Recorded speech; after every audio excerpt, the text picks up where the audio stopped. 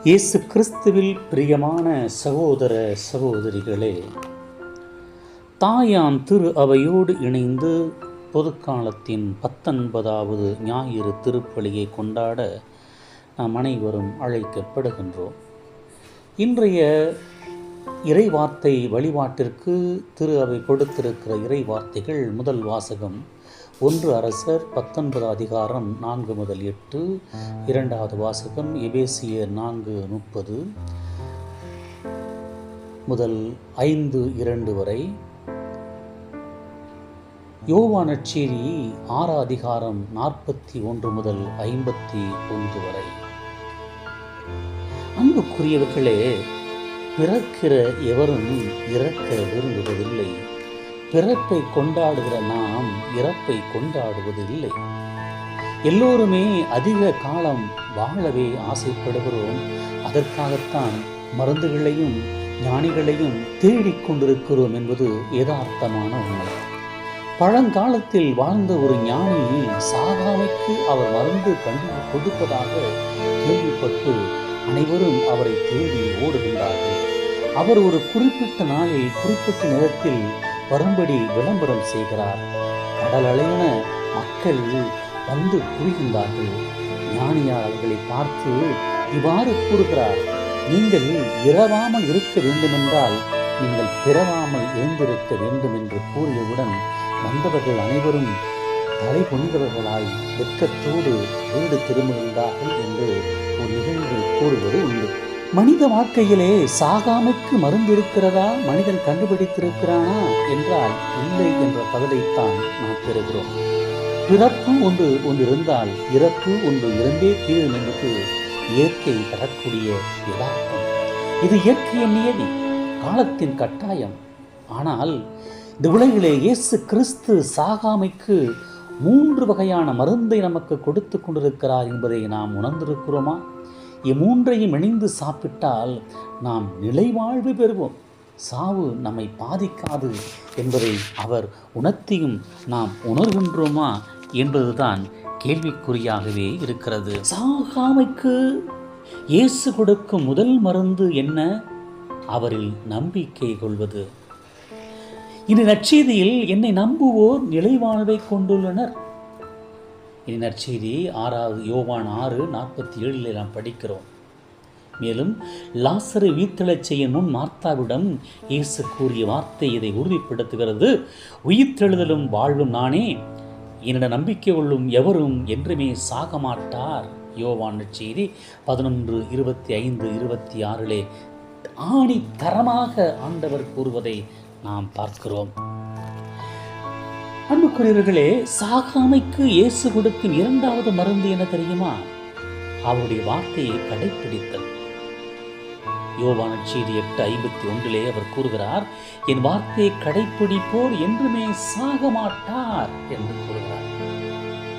ஆக அவர் மீது நம்பிக்கை கொள்கிற போதும் அவருடைய வார்த்தையை கடைப்பிடிக்கிற போதும் நாம் சாகாமல் இருக்கிறோம் என்று இறைவன் உறுதிப்பட கூறுகிறார். சாகாமைக்கு இயேசு கொடுக்கக்கூடிய 3வது மருந்துதான் அவருடைய திருவுடல்.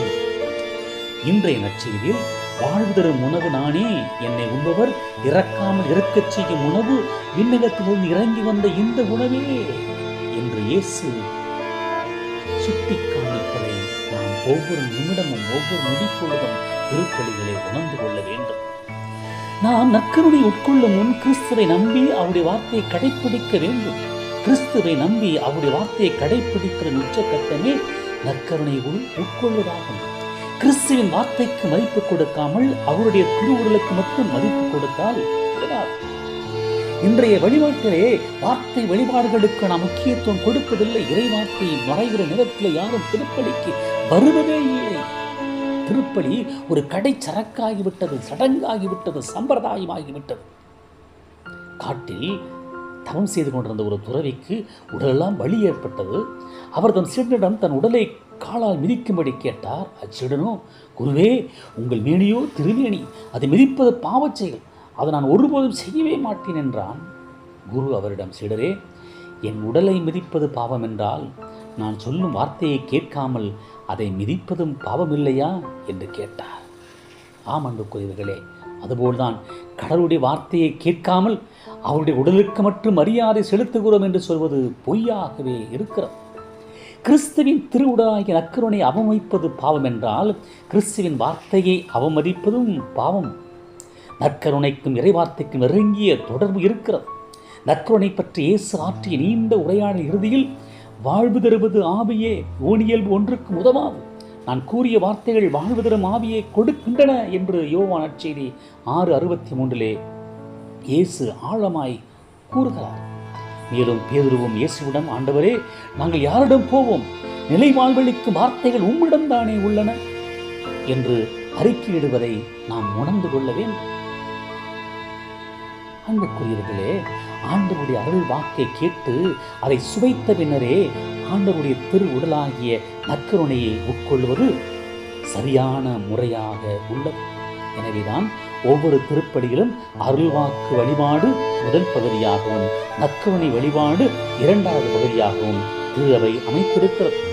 2வது வத்திக்கான் சங்கமும் திருச்சபையை விவிலியத்திற்கும் நற்கருணைக்கும் என்றுமே வணக்கம் செலுத்தி வருகிறது என கூறுகிறது. இறைவழிபாடு 21 நாம் படிக்கிறோம்.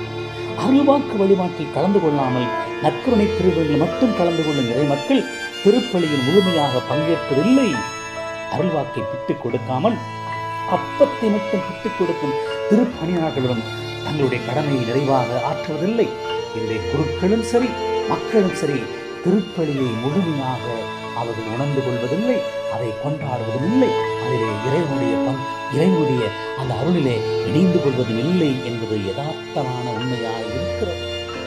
இன்றைய முதல் வாசகத்தில் இறைவாக்கு எலியா மனச்சோர்வினால் சாக விரும்புகிறார்.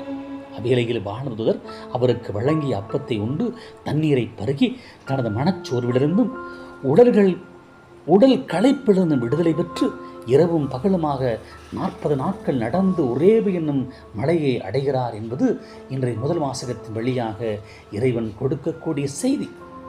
நமது வாழ்க்கை பயணத்தில் நமக்கு ஏற்படும் களைப்பு, இளைப்பு, ஏமாற்றம், ஏக்கம், மனச்சோர்வு, கஷ்டம், வேதனை, விரக்தி எல்லாம் நீங்க ஆண்டவர் நமக்கு வழங்கும் பயண உணவு அவருடைய உயிருள்ள வார்த்தையும் அவருடைய திருவுடலும். இரண்டும் ஒன்றிலிருந்து மற்றொன்றை பிரிக்க இயலாத வகையில் இணைந்திருக்கின்றன. ஒரு நாணயத்தின் 2 பக்கங்கள் போல அது அமைகின்றன. ஒன்றில்லாமல் இன்னொன்று இல்லை என்பதை ஏனோ இன்றைய கத்தோலிக்க கிறிஸ்தவர்கள் உணர மறக்கிறார்களே என்பது வேதனையான உண்மை. ஆண்டவர் எவ்வளவு இனியவர் என்று சுவைத்து பாருங்கள் என்று இன்றைய 11 பாடல் 34:8 நாம் பாடுகிறோம். நற்கருணை இனிமையெல்லாம் தன்னகத்தே கொண்ட உணவு, அவ்வாறே இறைவாக்கும் சுவையானது. உம் சொற்கள் என் நாவுக்கு எத்துணை இனிமையானவை, என் வாய்க்கு தேனும் இனிமையானவை என்று திருப்பாட 119 103 நாம் படிக்கிறோமே. இமாவுக்கு சென்ற சீடர்களை பாருங்கள். இமாவுக்கு சென்ற சீடர்களுக்கு உயிர்த்த ஆண்டவர் அருள்வாக்கை மரநூல் வழியாக விளக்குகிறார். அதன் பின்னரே அப்பத்தை பிட்டுக் கொடுக்கிறார். அப்பொழுதுதான் அவர்கள் அடையாளம் கண்டு கொள்கிறார். நம்முடைய வாழ்க்கையிலே மனக்கசப்பு, சீற்றம், சினம், கூச்சல், வழிச்சொல் ஆகியவற்றை அகற்றி பிறர் மீது பரிவு கொண்டு, பிறரை மன்னித்து, அன்பு கொண்டு, பாசம் கொண்டு, இரக்கம் கொண்டு, பரிவு கொண்டு வாழ இன்றைய 2ஆம் வாசகத்திலே இறைவன் அழைக்கிறாரே. அவையெல்லாம் பெற வேண்டும் என்றால் கிறிஸ்துவின் வார்த்தையை கேட்க வேண்டும், நம்ப வேண்டும், அவருடைய உடலோடு நம்மை இணைத்துக் கொள்ள வேண்டும். கிறிஸ்துவில் நம்பிக்கை கொண்டு அவருடைய அருள்வாக்கை கடைப்பிடித்து அவருடைய திருவுடலை உண்டால் நாம் சாவுக்கு பயப்பட தேவையே இல்லை. சாவுதான் நமக்கு பயப்பட வேண்டும். இறப்பை தூக்கத்திற்கும் பிறப்பை தூக்கத்திற்கு வெளிப்பதற்கும் உட்பட்டு கூட வள்ளுவர் கூறுவதை நாம் மறந்து விடுகிறோமா? உறங்குவது போல சாக்காடு உறங்கி வெளிப்பது போலும் பிறப்பு என்றவர் கூறுகிறார். நாமும் கூட இன்மையில் கண்மூடி மறுமையில் கண் விழிக்கிறோம். இதுவே சாவு வாழ்வு என்பதன் மறைபொருள். இதோ வாழ்வு தரக்கூடிய உணவாகிய ஆண்டவரை உட்கொள்ள அவர் வார்த்தையை ஏற்று அதன்படி வாழ்வு பெறுவோம். வாழ்வின் மக்களாக வாழ்வோம். ஆமேன்.